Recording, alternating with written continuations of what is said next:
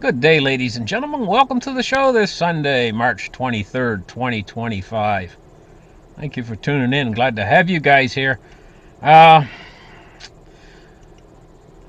Trump keeps calling his next big tariff deadline Liberation Day.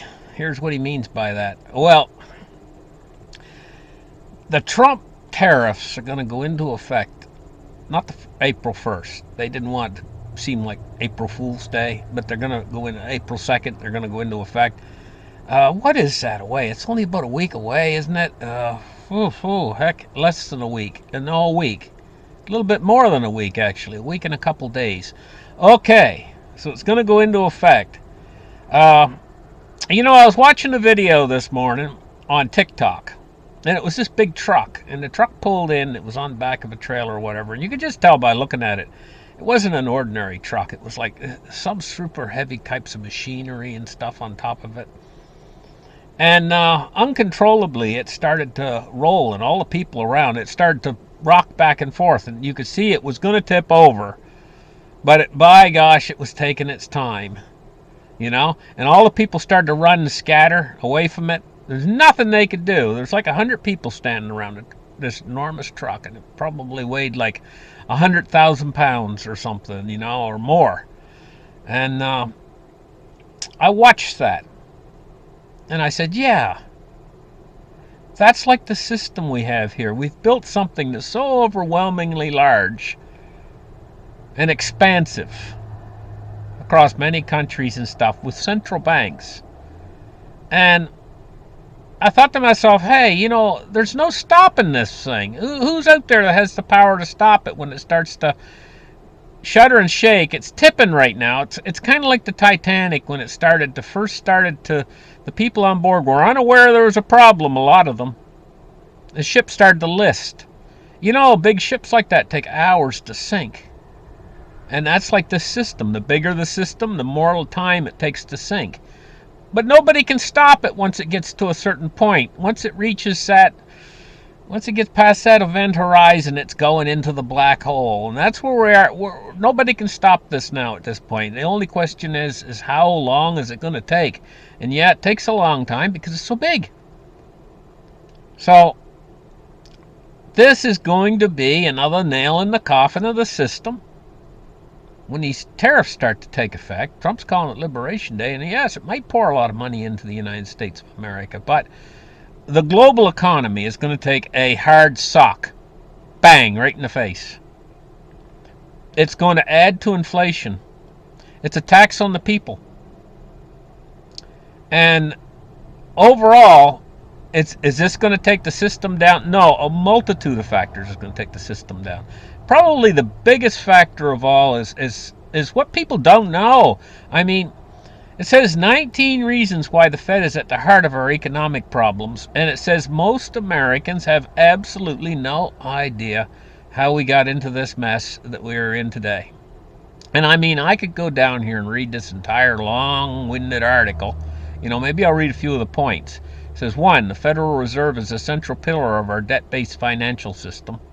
2, the Federal Reserve and the bankers have the monopoly on the creation of this debt-based money, so they're making themselves rich. 3, the power of money creation and debt creation in the hands of private banks, not the government. 4, the Federal Reserve itself is not a profit-making institution, rather it is a tool that enables others to make obscene amounts of money. The Federal Reserve is a perpetual debt machine. The Federal Reserve system is designed to cause inflation.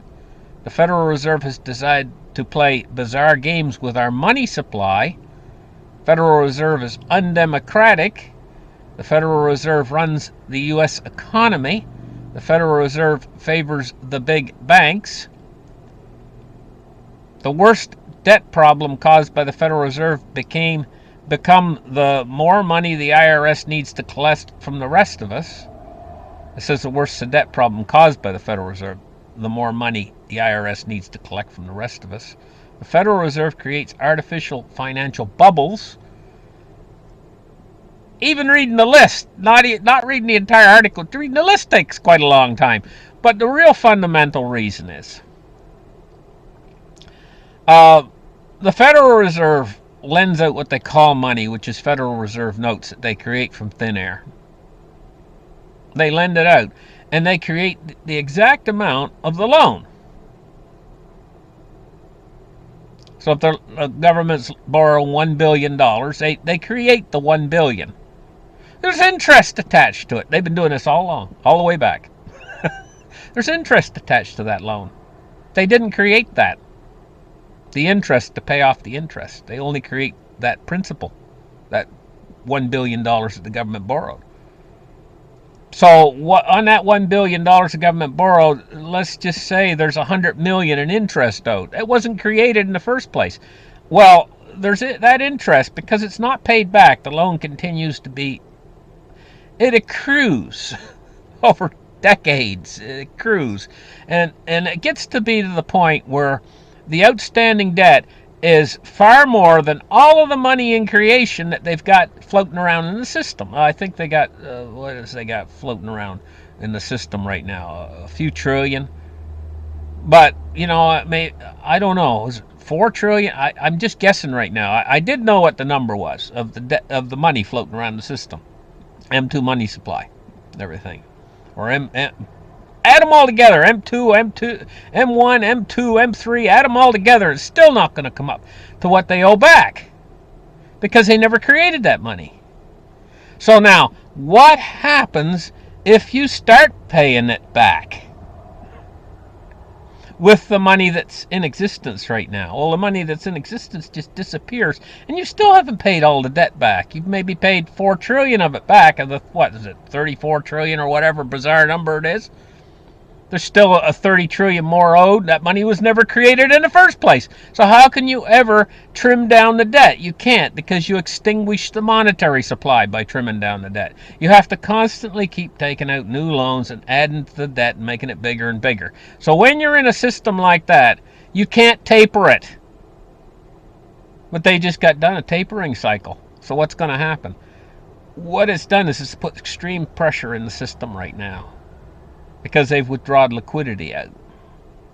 They've tried to taper a Ponzi for several years during the Biden administration, Federal Reserve. Now they're in a situation where the structural integrity of the financial system is in question, and this is why they do all these stress tests on the banks and stuff. But that ain't going to help if we get a sudden shock to the system. The only thing that they can do then at that point is start creating new money and try to catch up with all that tightening that they did during the last administration. There you go. So that's what's going on. Now, I told you guys in the last show that Trump is invoking these wartime powers. He invoked the wartime power to get people out of the country. There, what was it, last week? And a judge went and said, hey, hold on a minute, one of the judges. But now he's invoking wartime powers again to boost the U.S. critical mineral output. And what did I say to you guys? That he is fully willing to invoke these wartime powers. That's the point I'm making. I'm not saying whether that's good or that's bad, but I'm just pointing out Trump's willingness to invoke wartime powers. And these tariffs, too. Listen, guys, I've never seen anything like it. It's taken countries that were once allies, and now they get mad at one another and stuff, and then they turn to other countries that you wouldn't think they'd turn to. It's changing. The geopolitical landscape is changing so fast because of these tariffs. Canada was big friends with the United States. Suddenly they're not friends with the United States anymore, and now they want this new trading partners over in Europe, and they're looking to Europe to cure as a cure-all. But the thing is it's a new association that was created, leaving off with America, and now forming buddy with the European Union. And more, a lot more. Take a look at this. Japan, South Korea, China. What the heck? Japan and South Korea are really strong allies of the United States.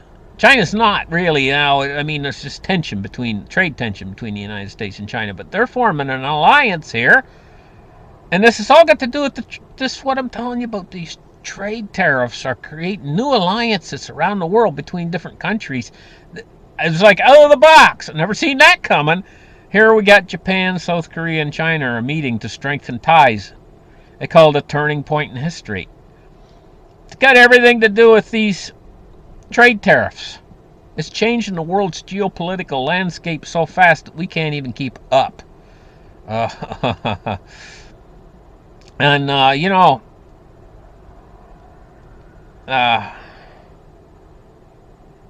in the 2025 World Happiness Rankings, from what I understand here, Canada is ranked.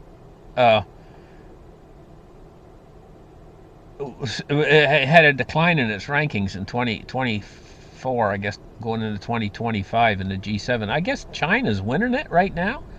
Where did I have this on here? For the happiest country, China. Evidently, the people in China are pretty happy, according to those charts. Now, what was this article I had here? Oh, Trump right now is revoking the legal status for 530,000 immigrants in the United States.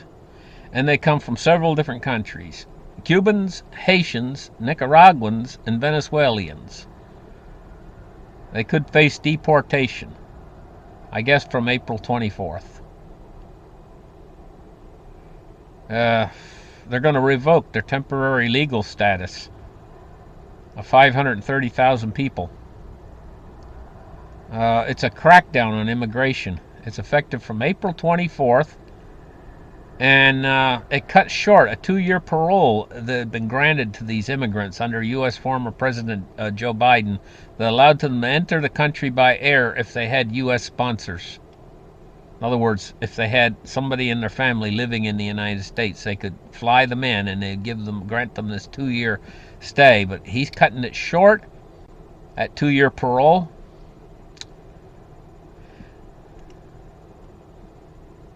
Now let's take a look at the markets where they finished this week. Silver finished out at $33. Gold did rather well. It's maintaining its price above 3,000. We got cryptocurrencies. Bitcoin is coming in at 85,248 on the weekend right now. There's one of the things about it is on the weekends, Saturday, gold and silver don't move any, over the weekend. They close. I guess they close the market until Sunday night. I think it's around 6 o'clock. Gold starts to move again. But Bitcoin, it never stops. Ever. Since 2009 until now, it's never stopped. Blockchain technology is incredible technology. But, it still needs to have certain aspects. It needs to, maybe if they're using it for savings, some people, it still has to have certain aspects. It still has to have the utility.